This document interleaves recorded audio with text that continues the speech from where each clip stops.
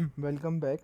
तो सारे टेक्निकल्स और फंडामेंटल्स को समझने के बाद मतलब ऑन चार्ट जो चीज़ें हैं ना, उसके बाद आपके पास नेक्स्ट स्टेप आता है कि what is risk to reward ratio. सही है, रिस्क टू रिवॉर्ड रेशो क्यों ज़रूरी है पहले तो मैं आपको ये क्लियर कर दूं, क्योंकि रिस्क आपका जब तक मेंटेन नहीं होगा आप उससे रिवॉर्ड नहीं ले सकोगे। सही है, सबसे पहले ट्रेड में किसी भी इंटर होने से पहले आपका रिस्क जो है वो कैलकुलेटेड होना बहुत ज़रूरी है। सही है, फॉर एग्जांपल किसी का पोर्टफोलियो अगर $100 का है तो देखो चार्ट्स तो आप समझ जाओगे। सही है, जो भी मैंने एफ और ब्लॉक समझा है वो हर कोई बंदा समझ जाता है।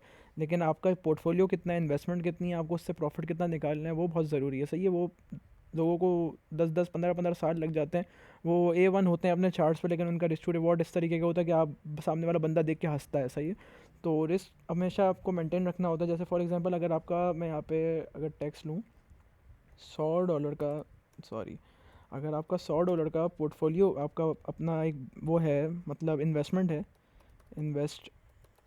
है, तो आप इसमें कितना रिस्क करना चाहते हो जो आपको चला जाए तो आपको गम नहीं होगा। जैसे फॉर एग्जांपल अगर आप 5% इसका रिस्क करोगे तो 5% बनता है, इसका 5% बनता है $5। ठीक है, अगर आपको $5 रिस्क करना है तो मिनिमम आपका रिस्क टू रिवॉर्ड, मतलब रिस्क अगर आप $5 कर रहे हो तो आपका रिवॉर्ड कितना होना चाहिए। तो रिवॉर्ड मेरे अकॉर्डिंग जो मिनिमल, जो अच्छे सक्सेसफुल ट्रेडर हैं वो रिवॉर्ड जो करते हैं वो होते हैं 2 RR।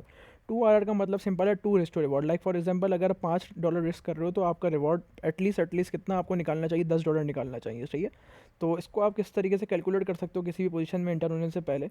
तो उसके लिए हम यहाँ चलते हैं चार्ट की तरफ। तो आपको सिंपली कुछ भी नहीं करना, मैं ज़्यादा उलझाऊंगा नहीं आपको बातों में, लोग बहुत ज़्यादा कॉम्प्लिकेट करते हैं। आपको ये लॉन्ग करना है या शॉर्ट करना है, सही है, सिंपली पहले ही आप ये देख लो, आपको यहाँ पे देखो टूल्स मिल जाते हैं दो, long position and short position trading view के अंदर। तो अगर आपको लॉन्ग पोजीशन उठानी है तो आप यहाँ पे लगाओगे इसको। जैसे फॉर एग्जांपल आपको यहाँ से लॉन्ग करना है, ठीक है, मैं प्राइस पे बताता हूँ। आपका एसएल आप कहीं सोच रहे हो यहाँ पे, ठीक है, आप एसएल आपका कहीं पे भी, आप एसएल यहाँ कर दो वहाँ कर दो, इससे फ़र्क नहीं पड़ेगा आपकी इन्वेस्टमेंट को, आपको पोजीशन साइजिंग को देखना है। तो आपने एसएल यहाँ पे रखा, आपका रिवॉर्ड जो है 2 RR होना चाहिए। तो 2 RR आपका कहाँ पे हो रहा है, यहाँ पे ना ट्रेडिंग व्यू आपको बताता है टू, देखो यहाँ पे लिखा हुआ आ रहा होगा। अब आपको सिंपली डबल क्लिक करना है इसको, यहाँ आपको अपने देखो सिंपल सब दे दिया ट्रेडिंग व्यू में। अकाउंट साइज आपको लिखना है $100। अब आप यहाँ पे रिस्क करोगे, आपको कितना रिस्क करना है, अब आप यहाँ पे करोगे $5 रिस्क करोगे। प्राइस वगैरह सब ऑटोमेटिक लगी हुई है। अब यहाँ जो लिखा हुआ आ रहा है ना 642, ये आपकी पोजीशन साइज़ है। यूरो पे तो चलो पोजीशन साइज़ नहीं लगती, सही है, यहाँ लॉट्स का काम होता है ना। तो आप सिंपली क्या करोगे, ये जो प्राइस आपकी चल रही है ना, जैसे यहाँ पे कितने पिप्स आ रहे हैं लिखे हुए, 100 पिप्स आ रहे हैं, इसको छोड़ो, ये प्राइस उठाओगे, लॉट साइज़ कैलकुलेटर आप लोग को ना डिस्कॉर्ड के, अगर हमारा सर्वर आपने ज्वाइन किया हुआ है तो वहाँ मैंने बेसिक टू एडवांस एक और सीरीज़ भी बनाई हुई थी। तो उसमें जाके आप जब थर्ड और फोर्थ लेक्चर आई गेस है, तो उसको जाके खोलोगे तो उसमें लिखा हुआ था लॉट साइज़ कैलकुलेटर किस किस तरीके से यूज़ करना है। वहाँ जाके आप जैसे ही इस प्राइस को डालोगे लॉट साइज़ कैलकुलेटर में, वो आपको एक लॉट साइज़ बता देगा। और फॉर क्रिप्टो तो ये पोजीशन साइज़ यहाँ पे लिखी भी आ रही होती है। तो हमेशा आपको इस तरीके की चीज़ यूज़ करोगे तो हेल्पफुल भी रहेगी आपके लिए, और इसको यूज़ करना काफ़ी आसान है। यही हम मैं एक शॉर्ट की मिसाल दे दूँ।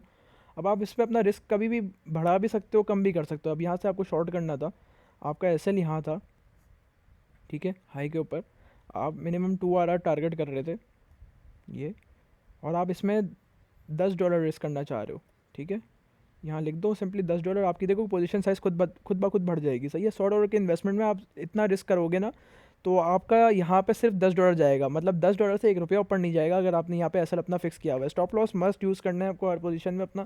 स्टॉप लॉस के बगैर जो भी जाता है वो बंदा बेवकूफ़ है, उससे बड़ा कोई बड़ा बेवकूफ़ है नहीं दुनिया में जो स्टॉप लॉस यूज़ ही नहीं करता।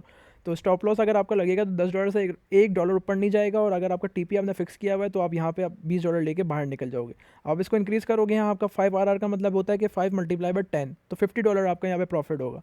सही है, स्टॉप लॉस आपका फिक्स रहेगा, आप जब तक अपना लॉस फिक्स नहीं करोगे उस दिन तक आप प्रॉफिटेबल नहीं हो सकते।